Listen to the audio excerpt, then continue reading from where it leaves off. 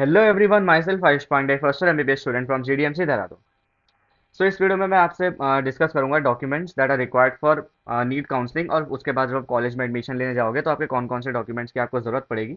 देखो, एक बात तो कॉमन सेंस है कि जो डॉक्यूमेंट्स आपको कॉलेज में एडमिशन के टाइम चाहिए होंगे, उन वही डॉक्यूमेंट्स आपको नीट की काउंसलिंग के लिए चाहिए होंगे। और मतलब सारे डॉक्यूमेंट्स तो आपको चाहिए नहीं होंगे जो आप कॉलेज में एडमिशन के लिए जाओगे, वो आप नीट की काउंसलिंग में वो सारे रखो नहीं।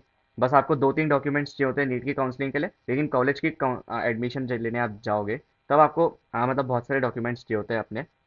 तो इसीलिए मैं इस वीडियो में वो सारे डॉक्यूमेंट्स डिस्कस करूंगा जो आपको मतलब कॉलेज एडमिशन के लिए चाहिए, क्योंकि ऑब्वियसली उनमें से ही कुछ डॉक्यूमेंट्स होंगे जो कि नीट काउंसलिंग के लिए चाहिए होंगे, एंड दैट आर ऑब्वियस, वो मैं आपको बता दूंगा। तो ये हमारी पूरी लंबी सी एक लिस्ट है। एक्चुअली ये वो सारे डॉक्यूमेंट्स हैं जो जब मैं कॉलेज में एडमिशन लेने गया था तो मुझसे सारे डॉक्यूमेंट्स मांगे गए थे कॉलेज में। और मतलब मैक्सिमम जगह पे सेम ही होता है, बस एक दो डॉक्यूमेंट्स का फ़र्क रहता है। वो भी इतना मतलब मैटर नहीं करता, लेकिन ओवरऑल अगर आपके पास ये सारे डॉक्यूमेंट्स हैं जो मैंने लिखे हैं, तो आपके काउंसलिंग में जब भी आप काउंसलिंग के लिए अप्लाई करोगे ऑनलाइन, तो जब भी वो आपसे डॉक्यूमेंट मांगेंगे जो आपको पीडीएफ फॉर्म में अपलोड करने होंगे, या फिर जब भी आप कॉलेज के लिए एडमिशन लेने जाओगे तब भी, अगर आपके पास ये सारे डॉक्यूमेंट्स हैं, तब आपको टेंशन लेने की ज़रूरत नहीं है। तो अ, मैंने सबसे लास्ट में लिखा है, वैसे मुझे सबसे पहले लिखना चाहिए था। जो सबसे पहला डॉक्यूमेंट है दैट इज़ ऑब्वियस, आपका ID proof, that is Aadhaar card और वोटर आईडी कार्ड और ड्राइविंग लाइसेंस और राशन राशन कार्ड। बस सबसे रिलायबल आपको पता ही है, आधार कार्ड रहता है। तो आईडी प्रूफ तो आपको चाहिए ही। उसके बाद सबसे पहले हम आते हैं, आपको चाहिए सबसे पहले अपना नीट का एडमिट कार्ड जिसमें आपका एप्लीकेशन नंबर, रोल नंबर है। ये आपको काउंसलिंग के लिए भी चाहिए, और जब आप कॉलेज में एडमिशन ले जाओगे तो वहाँ भी आपको ये सबमिट करना है। तो सबसे इंपॉर्टेंट, सबसे पहले आपको नीट का admit card. Second, score card जिसमें आपकी रैंक, मार्क्स, वो सब लिखा होगा। दैट वो भी आपको मतलब काउंसलिंग में तो जब आप अपना रोल नंबर वो सब डालोगे एडमिट कार्ड से, तो वहाँ पे अपने आप ही आपका स्कोर कार्ड की सारी डिटेल्स आ जाएंगी, क्योंकि उनके पास तो रहती हैं ऑनलाइन। जब आप कॉलेज में एडमिशन के जाओगे तो आपको अपना स्कोर कार्ड भी सबमिट करना है। थर्ड, ये सिर्फ आपको कॉलेज के एडमिशन के लिए चाहिए, that is your medical fitness certificate. कुछ कॉलेजेस होते हैं, जैसे मेरा कॉलेज था, वहाँ पे उन्होंने मतलब जो हॉस्पिटल है एसोसिएटेड, उसमें उन्होंने टेस्ट करवाया था हमारा, मेडिकल टेस्ट सारा सब कुछ, फिर मेडिकल फिटनेस सर्टिफिकेट उन्होंने मतलब बनाया था हमारा, और फिर उसे अपने पास रखा था। और कुछ कॉलेज होते हैं जो कि अगर आप बाहर से बनवाओगे किसी और हॉस्पिटल से तो वो उसे एक्सेप्ट कर लेंगे। तो वैसे बना के रखो medical fitness certificate, that is safer side में रहोगे, क्योंकि बहुत टाइम लग गया था मुझे तो कॉलेज में मेडिकल फिटनेस सर्टिफिकेट बनाने में। ओके। फोर्थ, आपका allotment letter.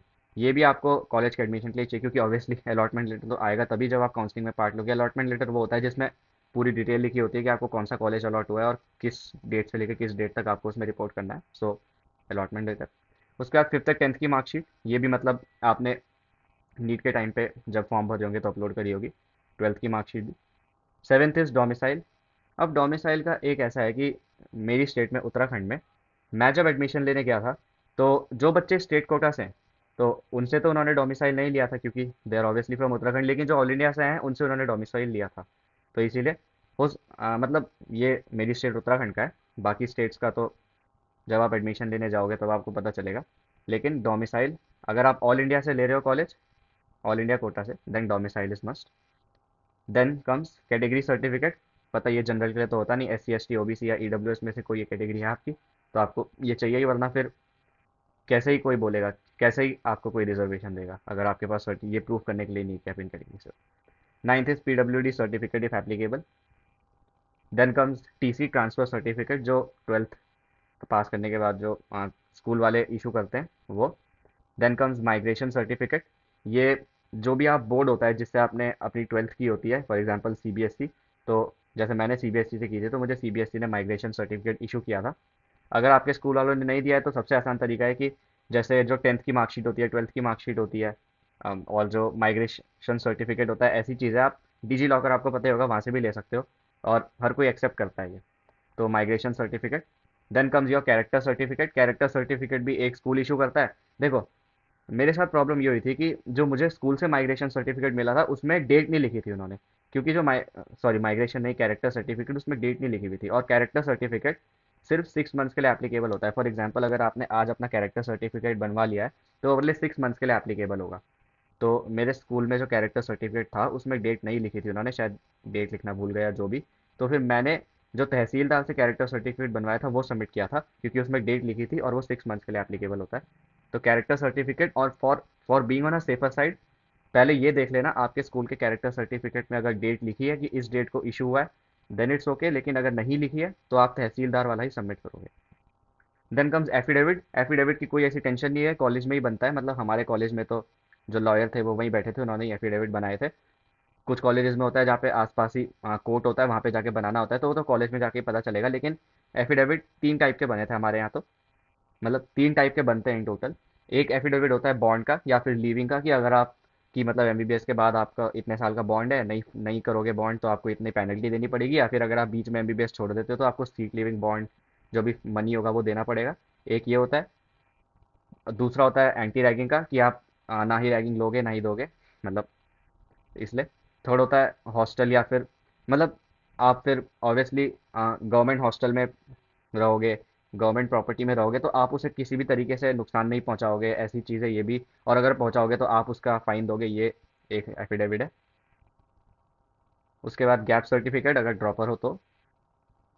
Seventh comes passport size photo. Passport size photo आपको वही देनी है जो आपने नीट के टाइम पे, मतलब जो आपने नीट के फॉर्म में दी थी, जिसमें आपका नेम और वो डेट जिस दिन खिंचाई थी वो भी था। और तो यही वो डॉक्यूमेंट्स हैं। अगर ये सारे डॉक्यूमेंट्स आपके पास हैं, देन मतलब आपको कोई भी दिक्कत नहीं आएगी एडमिशन लेने में भी और काउंसलिंग के टाइम पे भी। एक डॉक्यूमेंट और है जो कि हो सकता है इंपॉर्टेंट हो, कुछ कॉलेजेस लेते हैं वो, बहुत कॉलेज ऐसे हैं जो नहीं लेते हैं, that is your income certificate. पता ही होगा आपको। देखो सिंपल बात ये है, आप बनवा ही लो डॉक्यूमेंट ये, क्योंकि अभी जब तक आपका अलॉटमेंट लेटर नहीं आता है, जब तक आपको अलॉटमेंट लेटर में क्या होता है ना, कॉलेज का जो कॉन्टैक्ट होता है वो भी लिखा होता है, फिर आप वहाँ फ़ोन करके पूछ सकते हो कि मुझे कौन कौन से डॉक्यूमेंट लाने हैं, तो बता देते हैं कि आपको ये लाने हैं। वो सारे इन्हीं में से होंगे, लेकिन कुछ कॉलेजेस होते हैं जो कि इनकम सर्टिफिकेट भी लेते हैं। बहुत सारे नहीं लेते हैं, कुछ होते हैं जो लेते हैं, तो इसलिए हो सके तो बनवा लो, वरना चांसेस है कि ना ही लें। तो ये वो डॉक्यूमेंट्स हैं जो आपको चाहिए रहेंगे। इसमें से जो एफिडेविट वगैरह है वो तो कॉलेज में जाके ही बनेगा, या फिर मेडिकल फिटनेस सर्टिफिकेट भी बहुत सारे कॉलेजेस होते हैं जो अपना ही मानते हैं, तो वो वहाँ पे बनेगा। तो अगर आपके पास ये डॉक्यूमेंट्स हैं तो आपको दिक्कत नहीं आएगी, चाहे वो काउंसलिंग हो चाहे वो कॉलेज का एडमिशन हो। सो ये थी मेरी तरफ से काउंसलिंग से रिलेटेड वीडियोस, और भी मैं ऐसी काउंसलिंग से रिलेटेड वीडियोस या फिर नीट से रिलेटेड वीडियोस या फिर एमबीबीएस से रिलेटेड वीडियोस लाता रहूँगा। Thank you everyone, stay tuned.